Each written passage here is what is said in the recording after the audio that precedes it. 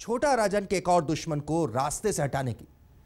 दरअसल कुछ वक्त पहले ही थापा की मुखबिरी पर पुलिस ने छोटा राजन के गुर्गे को एनकाउंटर में मार गिराया था और बस इसीलिए राजन थापा को जान से मारना चाहता था।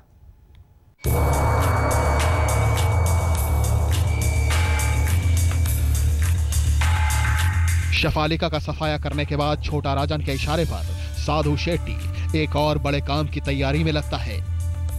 यह काम है छोटा राजन के दुश्मन और भांडुप इलाके के भाई किम बहादुर थापा के सफाए का।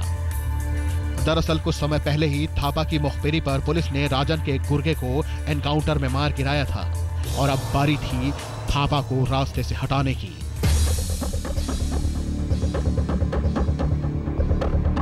असलम लेफ्ट लें राइट लें। साधु शेट्टी को धोखा जो देगा, तूने साधु शेट्टी को हल्के में ले लिया लगता है।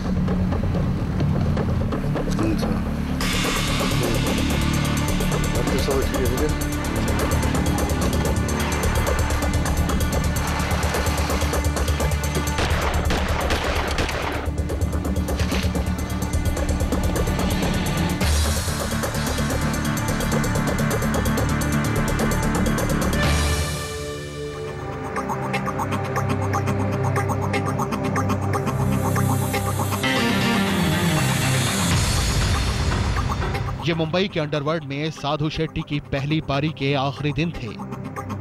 इसके बाद अपने गुरु वरदराजन की तर्ज पर शेट्टी भी बंबई छोड़कर कर्नाटक में जा बसा। लेकिन कहते हैं पुरानी आदत आसानी से नहीं छूटती। साधु शेट्टी ने कर्नाटक में भी एक के बाद एक कई वारदातों को अंजाम दिया और इनमें कुछ पॉलिटिकल मर्डर भी थे।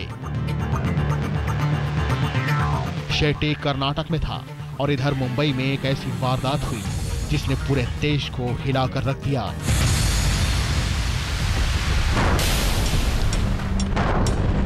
इस रोज अचानक एक के बाद एक 12 सीरियल धमाकों से मुंबई दहल उठी। इसमें 257 लोग मारे गए और 700 लोग बुरी तरह जख्मी हो गए। कई हमेशा हमेशा के लिए लाचार हो गए और उनकी जिंदगी बोझ बन गई।